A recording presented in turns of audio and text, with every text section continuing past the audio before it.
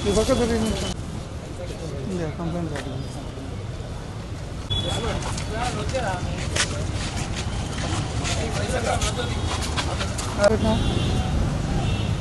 Five four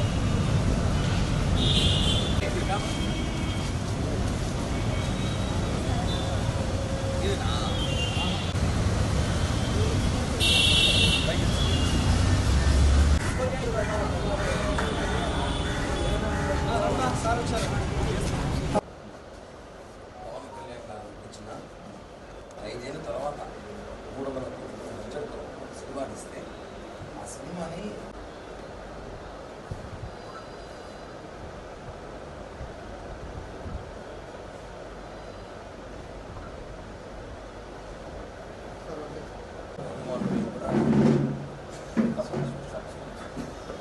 ఇంకా ఈ social మీడియాలో కానీ వైసీపీ వాళ్ళు చాలా ఇబ్బంది పెడుతూ రకరకాలైన కామెంట్లు చేస్తూ ఏదో ఇన్ని చేస్తాం, కానీ మేము దాని దిగుడుగానే సినిమా రిలీజ్ చేస్తాం. అద్భుతమైన కలెక్షన్ ఉంది, భారీ విజయం చూసుకుంటాం. కానీ ఇప్పుడు ఏం చేయాలి తెలియక ల్యాబ్స్లో సినిమాని తీసి రిలీజ్ చేసి ఇది ఐబొమ్మ మూవీ రూల్స్ రెండు యాప్స్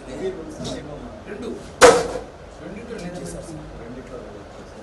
కంప్లైంట్ మెన్షన్ చేశారు సార్. ఈ యాప్స్ ఇన్స్పెక్టర్ లేడా?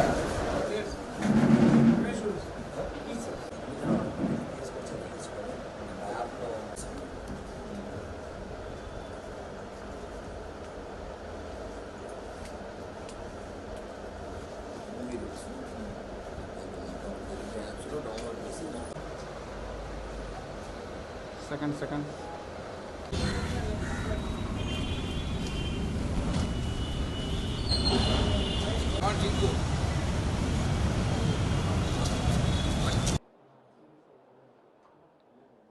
ఈ దినం తిరుపతి జనసేన పార్టీ ఇన్ఛార్జ్ కిరణ్ రాయల్ గారు ఈస్ట్ పోలీస్ స్టేషన్కు వచ్చి మన డిప్యూటీ సీఎం పవన్ కళ్యాణ్ గారు నటించిన హరిహర వీరమల్లు అనే మూవీకి సంబంధించిన వీడియోను ఐబొమ్మ మరియు మూవీ రూల్స్ అనే వెబ్సైట్స్లో పైరసీ చేసి ఆ వెబ్సైట్లో పెట్టారని చెప్పేసి దానివల్ల సినిమాకు భారీ నష్టం జరుగుతుందని, అట్లా పైరసీ చేసి ఆ వెబ్సైట్లో పెట్టిన మూవీ రూల్స్ మీద తర్వాత ఐబొమ్మ అనే వెబ్సైట్స్ మీద తగిన చట్ట ప్రకారం తగిన చర్య తీసుకోమని చెప్పేసి కంప్లైంట్ ఇవ్వడం జరిగింది. ఆ కంప్లైంట్ మీద కేసు నమోదు చేసి తదుపరి చర్యలు తీసుకుంటాం. ఈ దినం తిరుపతి ఈస్ట్ పోలీస్ స్టేషన్ నందు డిఎస్పి గారికి అలాగే ఇన్స్పెక్టర్ గారికి ఒక కంప్లైంట్ ఇవ్వడం జరిగినది. ఆ కంప్లైంట్ ఏమంటే మొన్న కరెక్ట్గా 3 రోజుల క్రితమే మా డిప్యూటీ సీఎం మా అభిమాన నటుడు పవన్ కళ్యాణ్ గారు నటించిన హరిహర వీరమల్లు చిత్రం విడుదలై మనంతా చూస్తున్నాం.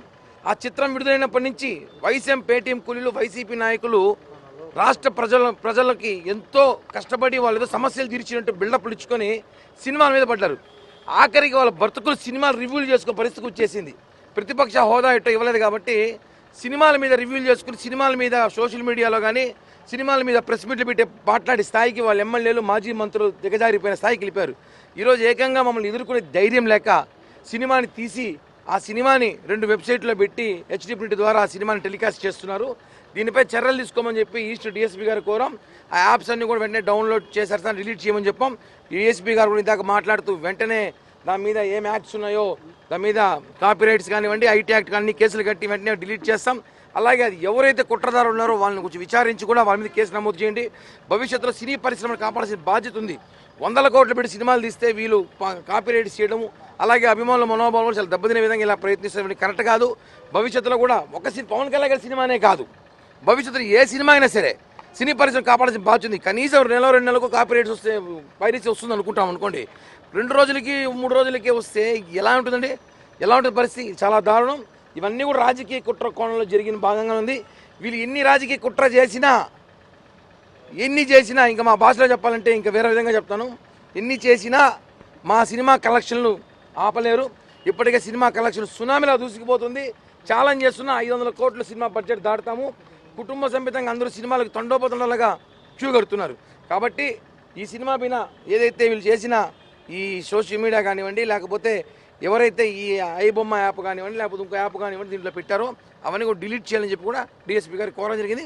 వాళ్ళు సానుకూలంగా స్పందించి ఇమీడియట్లీ కేసు కట్టి విచారిస్తామని చెప్పి చెప్పారు.